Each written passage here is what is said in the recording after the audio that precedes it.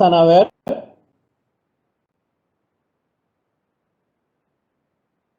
Sí, Doc, se ve. Bueno, perfecto.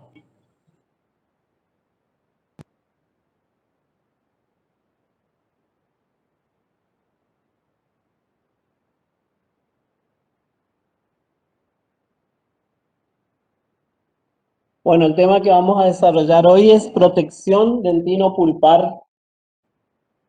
Se escucha bien, ¿no?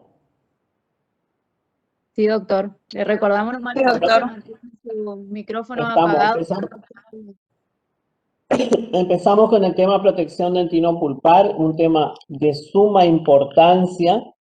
De hecho, todos los operatoristas tratamos de conservar el órgano dentino-pulpar, y hablo de órgano dentino-pulpar justamente porque si estamos trabajando en dentina, vamos a estar trabajando también en pulpa, por la comunicación que se encuentran entre estos tejidos. Entonces, de fundamental importancia todas las maniobras que lleguemos a hacer en este complejo, ¿no es cierto? Desde una simple eliminación del tejido afectado, desde los lavajes que hagamos en nuestra preparación cavitaria, todo lo que nosotros hagamos sobre el tejido dentinario va a tener su repercusión positiva o negativa hacia el órgano pulpar. Entonces es importante que tengamos en cuenta eso.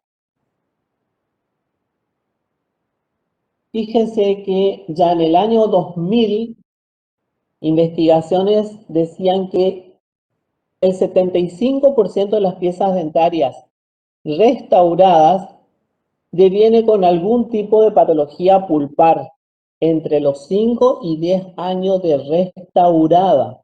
¿Qué significa eso? Que por más que nosotros, digamos, hagamos una restauración muy cuidadosa en cuanto al protocolo y a los tiempos operatorios, es muy importante que tengamos en cuenta que todas esas maniobras que hagamos sean en forma consciente en cuanto al lavaje, al instrumental que utilicemos, que tenga buen filo, que sean instrumentos nuevos, que estén limpios, porque en cierta manera vamos a trabajar sobre ese tejido y va a tener su repercusión a la larga a nivel del tejido pulpar.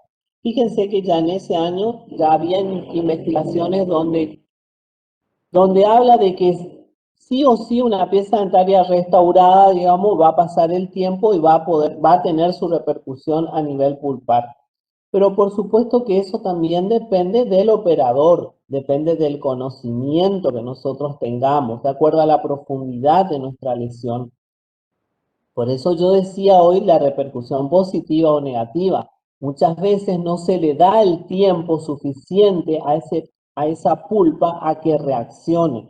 Muchas veces no tenemos en cuenta ni la profundidad ni la edad cronológica de esa pieza dentaria y pretendemos, digamos, que reaccione en forma positiva. Entonces es importante que tengamos en cuenta todas esas situaciones. Los pilares de la odontología restauradora son el diagnóstico, que es todo lo que vimos previo a estos teóricos, es decir, todos recuerden lo que hablábamos de diagnóstico, que no era la simple observación de la lesión, sino de todos aquellos factores que influyen en forma directa o indirecta en el estado en que se encuentra esa pieza dentaria. ¿Cuáles fueron esos factores que han llevado a esa pieza dentaria a estar en esa situación, ya sea de caries o de alguna afección, alguna fractura? La importancia del uso de los biomateriales, es decir, que sean compatibles con los tejidos que vamos a restaurar. Así como la lesión, ya sea de caries o por una fractura o lo que fuere, nosotros tenemos que devolver a esa pieza dentaria su forma. Entonces tenemos que saber qué tipo de materiales podemos utilizar sin afectar a ese tejido, que sea biológicamente compatible y que logremos una integración de los tejidos. Y por supuesto, la técnica de restauración. Bueno, acá en el ejemplo hay una restauración con resina, pero es importante que tengamos en cuenta con cualquier tipo de material que utilicemos en su momento, cuál es la técnica adecuada, que no nos queden espacios, por ejemplo, entre el remanente dentario y mi restauración. Cuando, por ejemplo, en una amalgama no hacemos una correcta condensación o en una resina no tenemos en cuenta la contracción de polimerización, la contracción volumétrica de ese material cuando insertamos en la preparación cavitaria.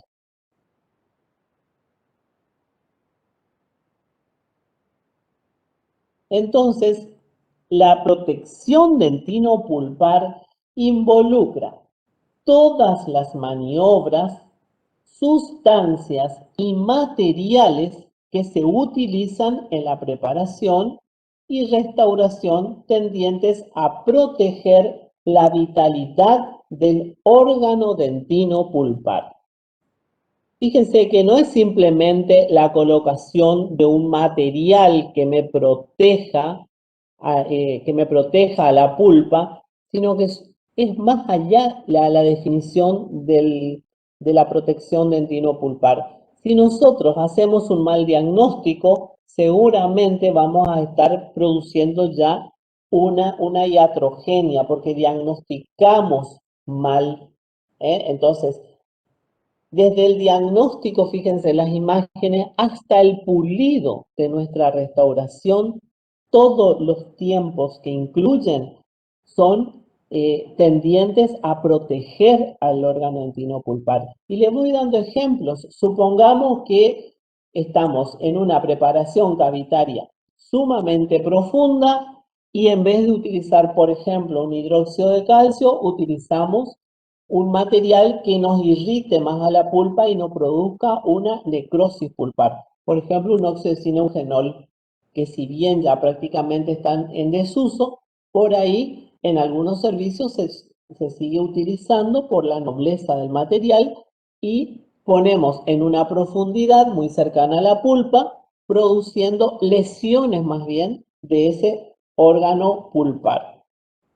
Cuando hacemos un mal diagnóstico, por ejemplo, decimos, el paciente nos relató que estuvo con dolor y no le dimos bolilla a ese paciente, nos indagamos un poco más por qué era ese dolor. El paciente tenía más cosas que contarnos, pero nos dijo sí me dolió y nos quedamos con eso. Y resulta que para nosotros es una cavidad más bien mediana, limpiamos la caries y obturamos y resulta que a la noche nos llama el paciente que está muerto de dolor, porque no hicimos un buen diagnóstico, no indagamos más allá en qué momentos le dolía, si era provocado, si era espontáneo el dolor. Quizás esa pieza dentaria ya iba para ser tratada endodoncia si nosotros indagábamos un poquito más con respecto al dolor. Y nos quedamos con eso, sí me dolió, pero vimos clínicamente, no nos tomamos el tiempo de sacar una radiografía y lo que hicimos fue simplemente una restauración que posteriormente el paciente tuvo dolor. Por eso es importante que cada tiempo operatorio y cada maniobra que utilicemos sea a conciencia, de acuerdo a la profundidad de la lesión, de acuerdo a la edad del paciente y del diente, que no es lo mismo, tener en cuenta todos esos factores en el momento de nosotros trabajar, sobre todo en la dentina que tiene esa comunicación a través de los túbulos dentinarios con la pulpa dental. Entonces, toda restauración exitosa debe eliminar la infección, es decir, eliminar correctamente la lesión de caries, eliminarla en su totalidad, que hay muchas veces, y sobre todo los que están cursando, que están en la clínica, tienen ese miedo, ese temor de si sigo eliminando caries, si expongo a la pulpa. Y bueno, no hay que tener miedo. Si la lesión llegó a la cámara pulpar, bueno, se irá endodoncia, pero es importante que se elimine por completo la infección. Impermeabilizar la dentina, eso significaría, una vez eliminada completamente la infección o la afección de ese tejido, colocar materiales que me permitan impermeabilizar esa dentina para evitar el pasaje de estímulos hacia la pulpa y devolver a la pieza dentaria la forma y función, logrando que esa pieza dentaria y la restauración se comporten como una unidad. A eso yo lo llamo una dentointegración con el material. ¿eh? Esto es lo que me va a determinar que mi restauración sea exitosa. Ahora bien, podemos tener muchas causas, muchos irritantes, ¿no es cierto?, que me van a producir daño pulpar. Entre esos vamos a tener de tipo bacteriano, cuando no eliminamos completamente la lesión de caries, es decir, quizás ese es el concepto que por ahí yo trato siempre de aclararlo. En una inactivación de caries yo elimino las capas superficiales de una dentina cariada, pero no en su totalidad.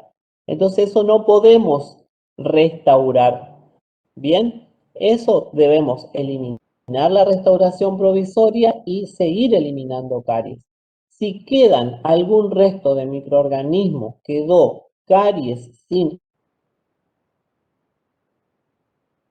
produce o un irritante, como lo quieran llamar, del tipo bacteriano.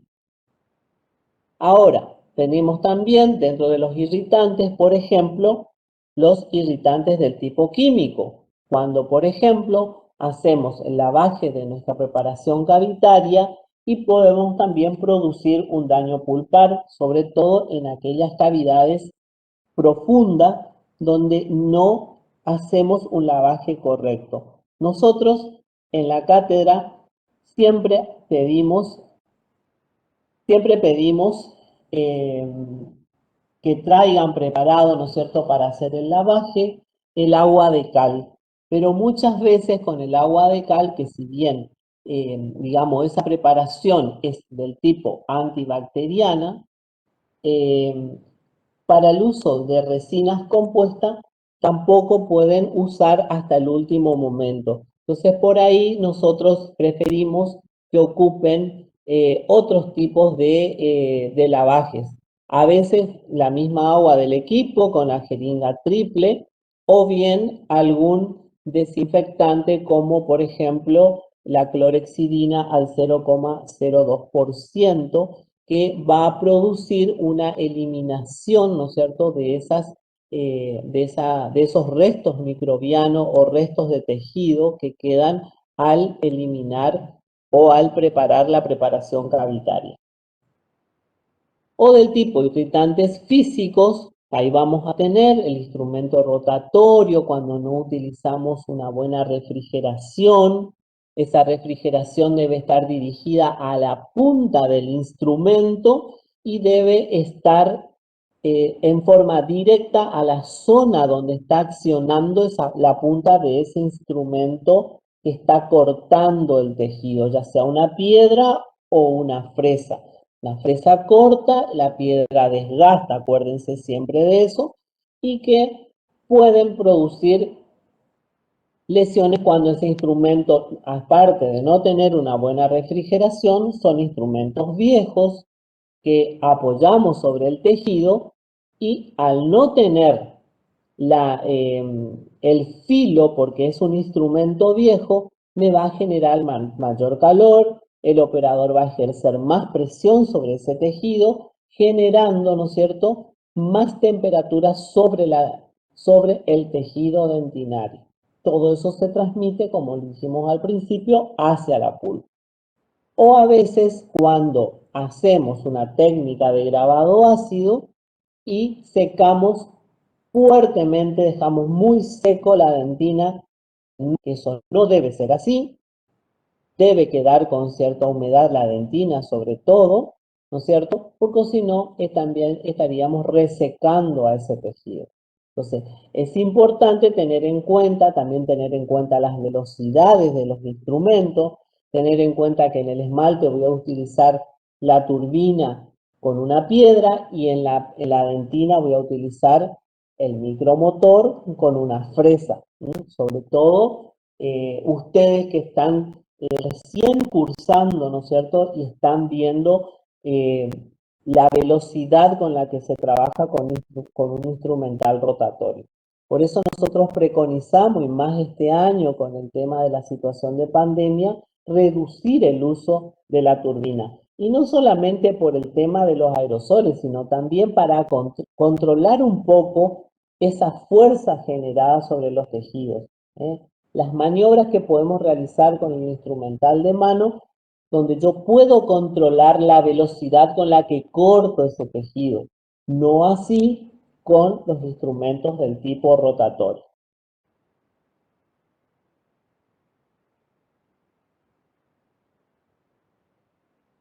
Los materiales no deben producir daño, deben ser biocompatibles, que es lo que dije al principio, y carentes de citotoxicidad.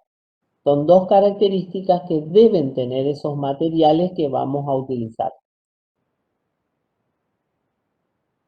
Entonces, ¿de qué va a depender la elección del material de protección dentinopulpar? Va a depender del diagnóstico del estado pulpar, que es lo que habíamos hablado, con ejemplo, la edad del diente, del paciente y la permeabilidad. No va a ser lo mismo un diente de una criatura que tiene 9 años, donde su primer molar salió a los 6, donde está completando el ápice, está completando la formación de esa pieza dentaria, donde seguramente va a tener una cámara pulpar amplia, donde va a tener mayor reacción esa pulpa, que una persona adulta de 30 años, de 40 años, donde la pulpa va a estar más atrésica, porque ese mismo molar salió a los 6 años, tuvo más de 30 años en boca, tuvo la capacidad de formar dentina reparativa, entonces vamos a tener mayor tejido dentinario. Todo eso es importante que lo tengamos en cuenta. Por supuesto que una dentina más permeable va a ser una dentina donde tengamos mayor túbulos dentinarios, donde tengamos mayor profundidad, ¿no es cierto? Que estemos más próximos a la pulpa. Va a depender también de la profundidad de la lesión, ¿no es cierto? Porque muchas veces son preparaciones superficiales o medianas y a lo mejor tenemos en otro caso una cavidad profunda donde necesitamos un material que no estimule a la formación de dentina de reparación.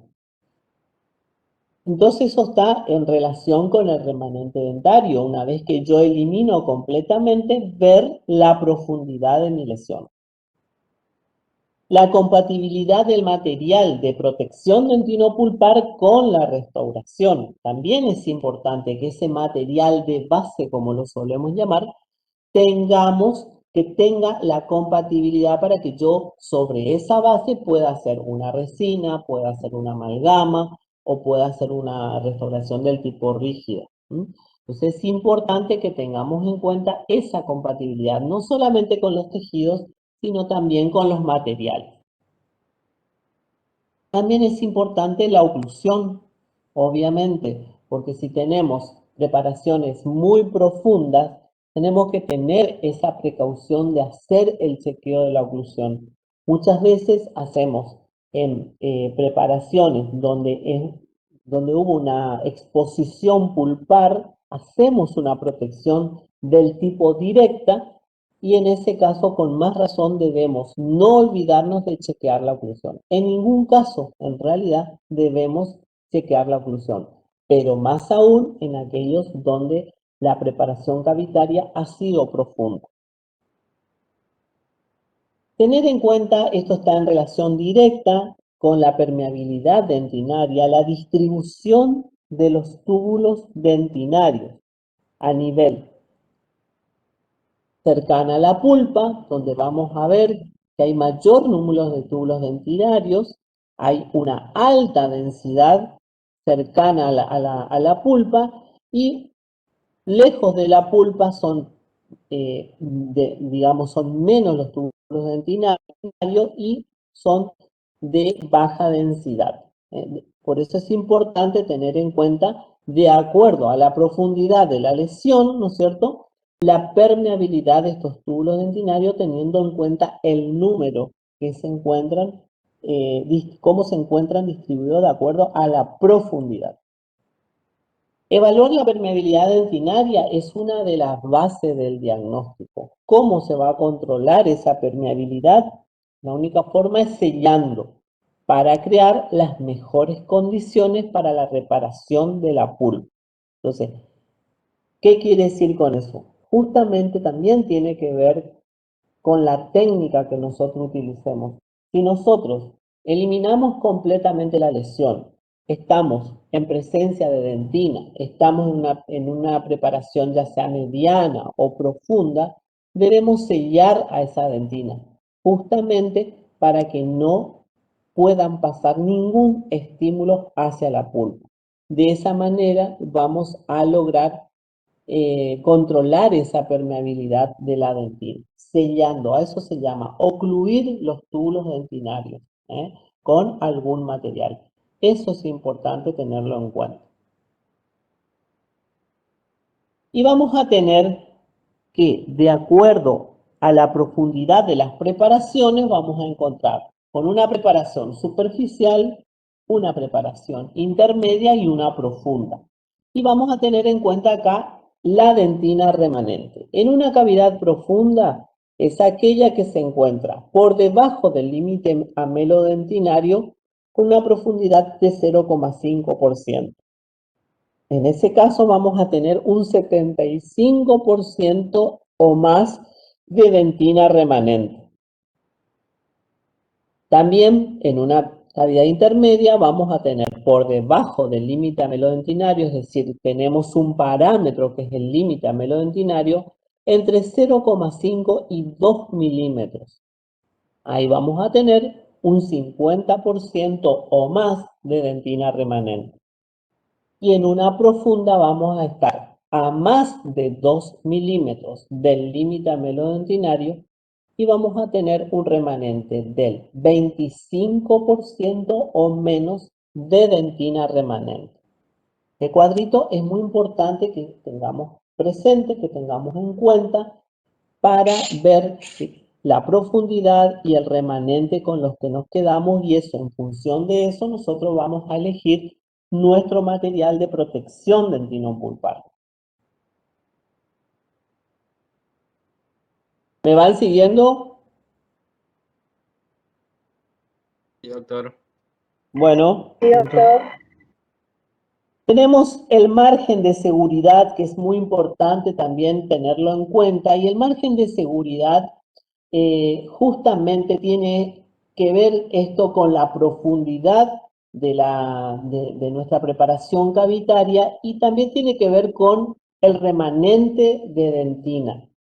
El porcentaje de la penetración de toxinas hacia la pulpa según los espesores de remanente. Justamente a eso se llama margen de seguridad. Cuando estamos a 0,5 milímetros es el 75%. Cuando tenemos 1 milímetro de margen de seguridad, 90%. Y cuando tenemos 2 milímetros es un 0%. Es decir, que cuando tenemos tenemos que tener en cuenta para justamente, de acuerdo a esa profundidad, ¿no es cierto?, tener presente ese margen de seguridad que me va a permitir el no ingreso de esas toxinas, ¿no es cierto?, a la pulpa. Por eso es importante tenerlo en cuenta. Fíjense estas imágenes, ¿no es cierto?, con dentina cariada. Fíjense la profundidad de la lesión, perdón. Fíjense la profundidad de la lesión, fíjense que todavía hay tejido por eliminar. Generalmente esto es una lesión que ya se encuentra, por supuesto, en dentina, que hay socavado, que debajo de las paredes y de las cúspides hay un tejido blando, un tejido reblandecido que debemos eliminar. Es importante esto de ver que no es lo mismo, digamos, un tejido que yo tengo que abrirlo, un surco con caries, no, esto es una cavidad abierta, una cavidad que sí o sí tengo que sacar radiografía para ver justamente la profundidad de esa lesión, hasta dónde llega, para ver el margen de seguridad que tengo, qué remanente de dentina tengo, si no hay algún proceso periapical, porque muchas veces el paciente no dice que tiene dolor, no avisa que tuvo un antecedente de dolor hace un par de meses, que le dolió en algún momento. Y a veces estamos presentes ante una necrosis o una gangrena con tejido totalmente muerto y por eso en ese momento de ustedes estar observando no hay dolor. Pero sí, ¿cómo se llama? Sabemos que previamente va a haber que hacerle el tratamiento de conducto. Pero en muchos casos pasa lo contrario. Es profunda la lesión, pero resulta que tiene un tejido de defensa que se ha formado una dentina suficiente de reparación y la lesión se ha detenido. Por eso es importante recordar los teóricos que vimos anteriormente. Cuando una lesión de caries del tipo aguda y cuando es del tipo crónico, de qué color voy a observar ese tejido, ¿no es cierto? Para dar las pautas de que no solamente el color, sino también el aspecto que se encuentra, ¿no es cierto? Si es un tejido duro, oscuro, sabemos que es una lesión de tipo crónica y que seguramente va a tener suficientemente dentina de reparación. No así una dentina reblandecida y encima que presente una coloración más clara. Bien. Cualquier lesión que afecte a la dentina va a haber una lesión pulpar, que esta puede ser reversible o no. Fíjense estas tres imágenes. En una imagen vemos una fractura de la pieza dentaria número 21, donde apenas nos deja un tercio de la corona. Quizás una fractura donde hay una exposición pulpar o no, pero estamos frente a una fractura que es profunda, que ha llegado a dentina, es decir, que va a haber una repercusión positiva o negativa sobre ese tejido pulpar. En la segunda imagen, fíjense por palatino de la pieza dentaria, aparentemente también 21, hay una lesión de caries, está con detector de caries, todavía hay que seguir eliminando caries porque me marca la lesión a nivel gingival y del límite amelodentinario, pero lo importante es que ustedes identifiquen en qué tejido ya está esa caries, está en dentina. Habría que ayudarse con la radiografía para ver la profundidad de esa lesión, pero al estar a ese nivel es porque ya estamos próximos también a la pulpa o por lo menos en cercanía de la pulpa. Estamos trabajando en dentina, es decir, que debemos tener la precaución de que hay una comunicación con la pulpa. En la tercera imagen, fíjense que hay una lesión que puede ser asociada, una lesión de afracción, porque hay un desgaste muy pronunciado en forma de V en los límites cervicales, aparentemente también con caries, y ahí estamos en presencia de dentina a nivel del margen gingival de la pieza dentaria, también en comunicación con el cemento dentario, y sabemos que es una zona que estamos muy cercana a la pulpa, así que alguna reacción va a haber. Por eso hablamos que puede ser de tipo reversible o no. Por supuesto que acá es muy importante que ustedes hagan un correcto diagnóstico. El primer paciente vino con una fractura. Bueno, ¿qué hago? Muchas veces esa fractura y de ese nivel, el paciente viene y a lo mejor no le duele. No piensen que porque esa fractura fue muy grande, el paciente sí o sí va a venir con dolor. A veces no viene con dolor.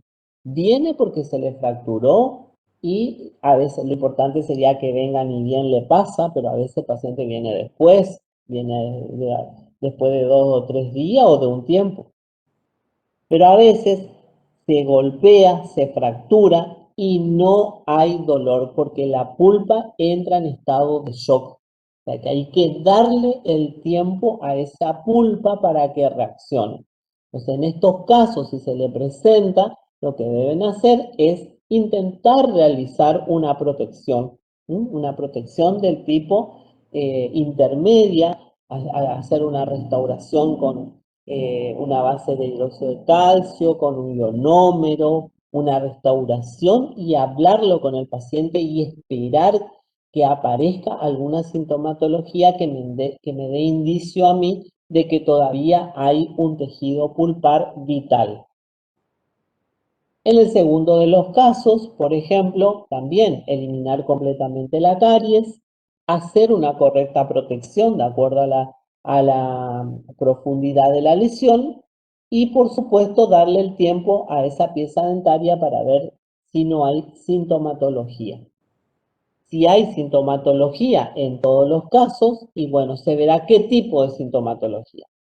A lo mejor es solamente con cosas frías, a lo mejor es con frías y caliente, a lo mejor es un dolor que aparece solo, o a veces sí con algún estímulo, o a veces le duele a la noche cuando se va a acostar. Entonces, debemos hacer un correcto diagnóstico.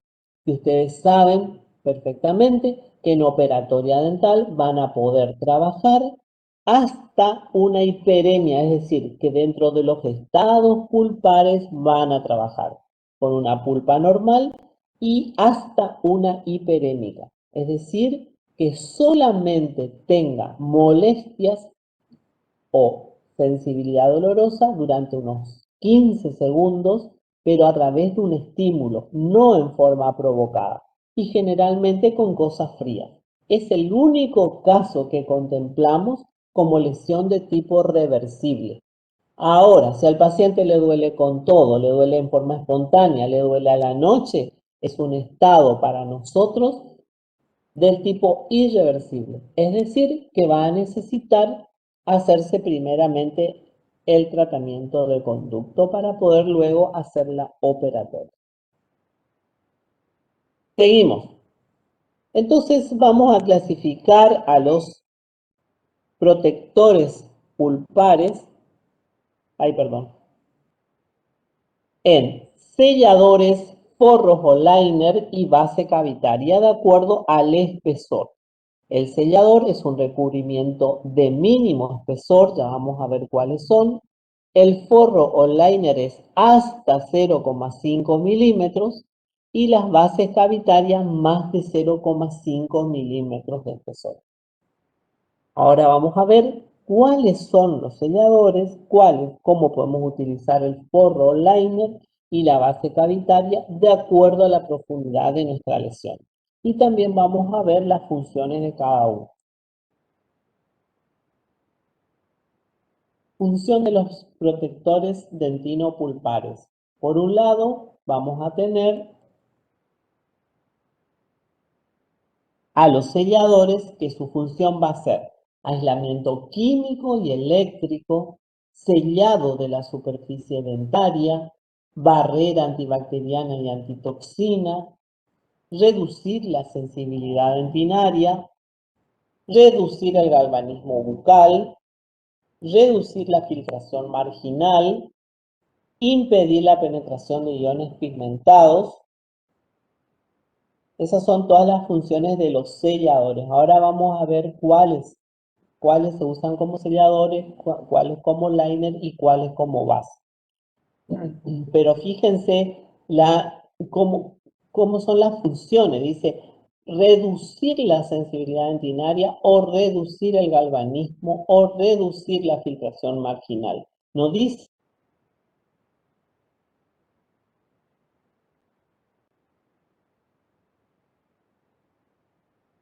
que hagamos, que utilicemos como sellador, la idea es justamente impermeabilizar esa dentina a través del material, justamente para que no pasen los estímulos.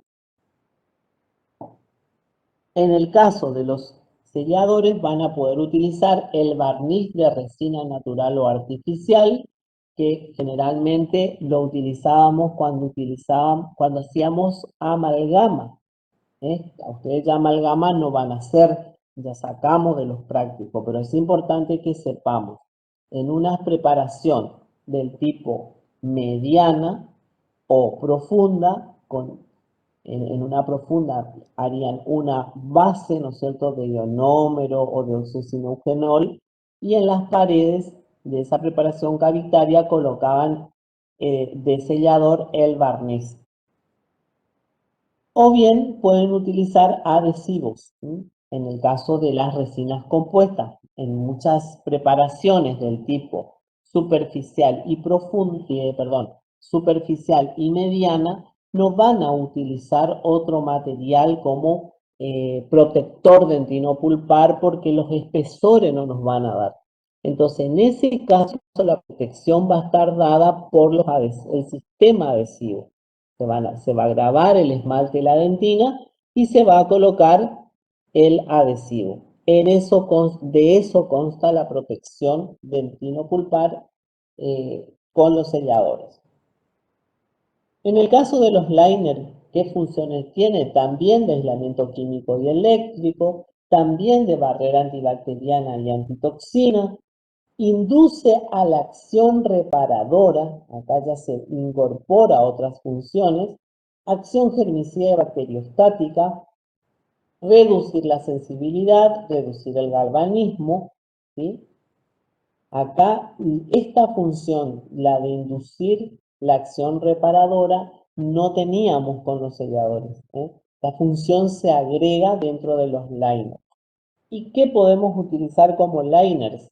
El hidróxido de calcio fraguable, que es germicida, bacteriostático. Tenemos el biodegradable y el ácido resistente. Estas son marcas las que se encuentran a la derecha del biodegradable y del ácido resistente. Acá lo importante es, ¿por qué esta diferencia del hidróxido de calcio fraguable? Ustedes tienen, en primera medida, un hidróxido de calcio fraguable y un hidróxido de calcio puro. El hidróxido de calcio puro van a utilizar únicamente en una protección pulpar de tipo directa. Y el fraguable sí van a utilizar en cavidades profundas y van a utilizar no como un liner que tengan que poner en todo el piso cavitario, sino van a colocar simplemente en las zonas más profundas con ese espesor que me determina el liner, que es de 0,5 milímetros. Y se pueden clasificar, como dice acá, en biodegradables o ácido resistente. El biodegradable, digamos, si bien es compatible en profundidad, no lo vamos a poder utilizar si luego de eso vamos a hacer una técnica de grabado ácido sobre ese hidróxido de calcio. Es decir, ponemos el hidróxido de calcio y hacer la técnica de grabado ácido, no. Por eso, en ese caso, vamos a utilizar el hidróxido de calcio del tipo ácido resistente, no el biodegradable. Ahora, si nosotros utilizamos el biodegradable, pero sobre ese hidróxido de calcio, pongo un ionómero vitrio, bueno, en ese caso sí se podría hacer la técnica tranquila, la técnica de grabado ácido. Y por último, las bases cavitarias que tenemos también. Las funciones son las mismas: aislamiento térmico, químico y eléctrico, barrera antibacteriana y antitoxina, induce a la acción reparadora de la pulpa, aumenta la rigidez del piso, esto es una función que se incorpora, disminuye el volumen del material restaurador, refuerza las paredes debilitadas y bloquea depresiones y socavados. Dentro de las bases cavitarias podemos tener el ionómero vítreo de tipo convencional, que también viene de cementación, los híbridos, auto o de foto o multipropósito, los tricurados, que son el de Vitremer y el Fuji. Entonces son marcas que para mí no es importante que sepan las marcas, para mí es importante que reconozcan que existe dentro de la clasificación un ionómero vitrio de tipo convencional, que puede ser de autocurado o fotocurado, y que lo pueden utilizar como base, ¿sí? Es importante que lo reconozcan dentro de la clasificación y que también, en lo posible, el ionómero de fotocurado es mejor por sus propiedades, sobre todo cuando debemos rellenar socavados de algunas preparaciones cavitarias. En este caso, fíjense, dice exposición pulpar, protección pulpar directa. Fíjense la imagen cuidadosamente, es una preparación bastante profunda, aunque en oclusal pareciera mediana, pero en la zona vestibular hay una profundidad mayor y acá encuentran un puntito que sería la perforación, ¿no es cierto?, de la pulpa. Muchas veces cuando nos encontramos con una exposición pulpar en forma accidental por el tema de que estuvimos trabajando y se expuso la pulpa, muchas veces no sangra, muchas veces se ve de color rojo o rosado, pero muchas veces no sangra. Muchas veces las exposiciones son invisibles, son microscópicas y no se ven. O sea, que no siempre sangra. A eso es lo que voy con respecto a la explicación. Fíjense, en este caso, sí, hay una exposición, hay sangre, ¿sí? Entonces se intentó, en estos casos, hacer una protección. Pero es importante que ustedes tengan en cuenta qué requisitos tiene que tener para que nosotros hagamos una protección dentino-pulpar directa. La exposición debe ser accidental. ¿Qué significa? Que mientras yo estoy trabajando, el último pasaje que hice con mi instrumento, así como para repasar mi preparación cavitaria, sin querer hice esa exposición accidental del tejido. O sea, yo ya había eliminado completamente mi caries, estamos libres de caries. Es una preparación libre de caries. Hice ese pasaje y accidentalmente expuse la pulpa. La exposición debe ser pequeña, puntiforme, de pulpa sana, que la pulpa sangre, capacidad de reacción, que todo eso tendrá que ver con la edad cronológica de esa pieza dentaria. No siempre sangra, eso le aclaré. Campo aséptico, es decir, que debe estar en el momento de que están trabajando, debe ser con aislamiento absoluto. Sin caries en la zona, es importante que la caries se haya eliminado completamente antes. ¿Qué sustancias se realiza con hidróxido de calcio puro? ¿Y qué acción tiene ese hidróxido de calcio puro sobre el tejido pulpar? Esto es muy importante que recuerden. Es necrosis superficial, coagulación de las proteínas e induce a la dentinogénesis o a la formación de dentina reparación. Esto es importante que recuerden que son las funciones del hidróxido de calcio sobre el tejido pulpar. El protocolo clínico para realizar una protección pulpar directa, esto también es importante que se acuerden y que siempre lo tengan presente. Acá yo les traje unas imágenes de los materiales, porque nosotros vemos que todavía no se familiarizan con los materiales. Lean el prospecto del material, lean las cajitas, ¿sí? Fíjense, esto es un hidróxido de calcio puro, estos son los hidróxidos de calcio fraguables, ¿sí?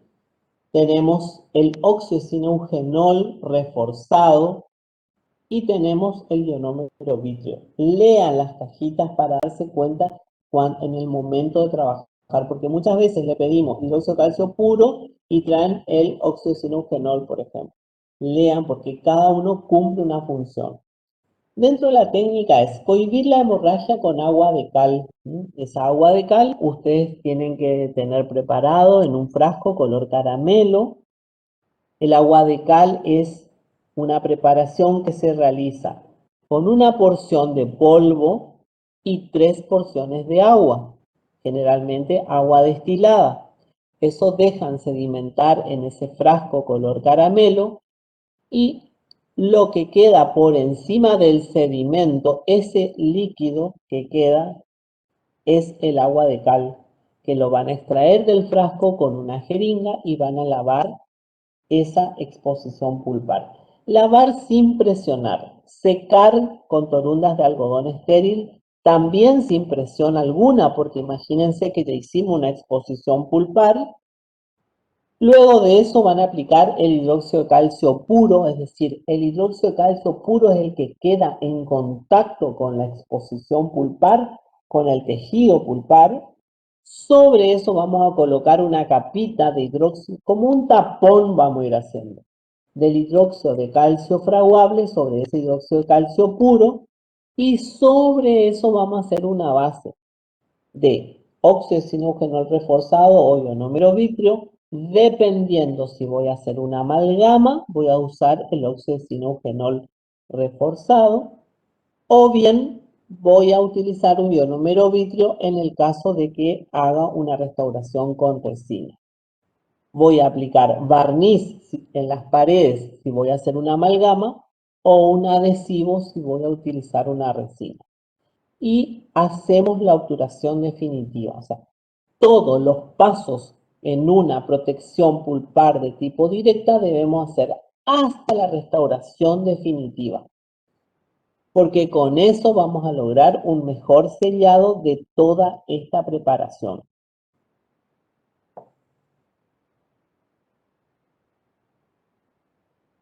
Podemos encontrarnos con preparaciones superficiales, medianas y profundas en el sector posterior o en el sector anterior. Los efectos de la amalgama sobre los tejidos, por ejemplo, cuando estamos manipulando y retomamos las primeras diapositivas cuando hablábamos de la técnica, debemos recordar siempre la presión de condensado, la conductividad térmica y eléctrica, porque hacer una amalgama es un material que tiene iones metálicos, la migración de esos iones a los túbulos dentinarios y la filtración marginal. Todo eso tenemos que tener en cuenta en el caso de los efectos que produciría, ¿no es cierto?, realizar la amalgama sobre esa dentina en cavidades, por ejemplo, que estén indicadas para hacer la amalgama. En el caso de las superficiales pueden ser resinas o sistemas adhesivos, porque acuérdense siempre que en cavidades medianas o profundas van a ser amalgama, o sea, la condición para una amalgama es que esté en dentina, o sea, por eso hablamos de una preparación del tipo mediana. Pero si fuera superficial, vamos a utilizar resinas y como protección dentinopulpar los sistemas adhesivos. Entonces, en este cuadro podemos resumir que para una amalgama en una cavidad mediana vamos a colocar un liner que puede ser de ionómero vitrio, ¿no es cierto? Un liner, acuérdense que es de 0,5 milímetros de espesor. Y si tenemos en una preparación mediana, podemos hacer también resina. Y vamos a utilizar de protección dentinopulpar los adhesivos, logrando la capa híbrida, ¿no es cierto?, que sería del adhesivo en contacto con la dentina. O bien podemos hacer un liner de ionómero vitrio y luego restaurar con resina.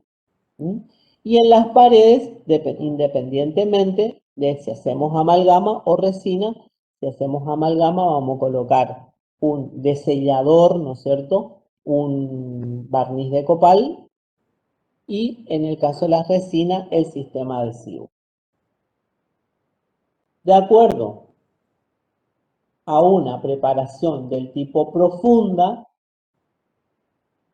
vamos a ver, en el caso, si vamos a obturar con una amalgama, vamos a colocar el hidróxido, pero con exposición pulpar, ya, eso no lo aclaré, es profunda, pero con exposición pulpar, vamos a colocar un hidróxido de calcio purísimo, luego un fraguable y un ionómero vítreo, y en el caso de la resina, lo mismo, exactamente lo mismo, el puro, el fraguable o biodegradable sería en este caso porque vamos a hacer la técnica adhesiva, ionómero vítreo,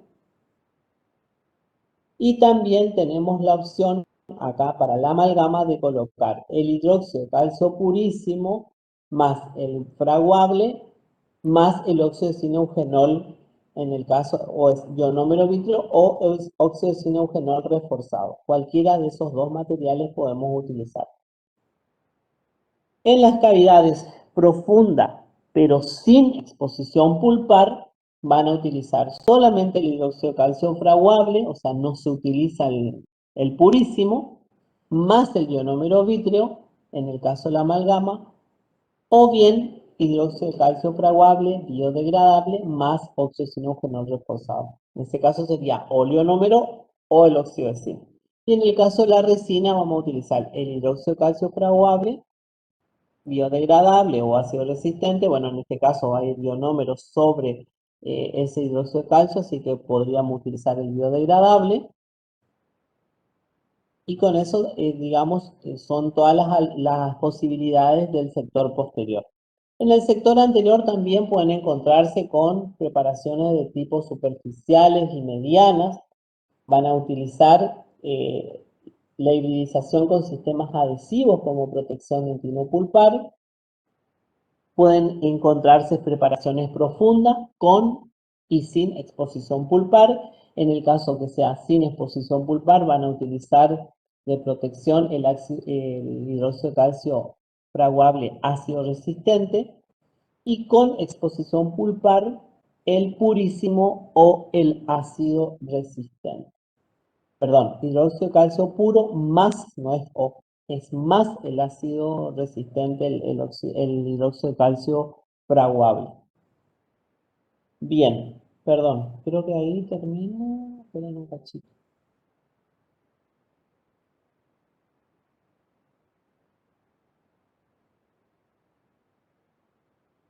Sí, esa es la última diapositiva, en las cavidades profundas del sector anterior.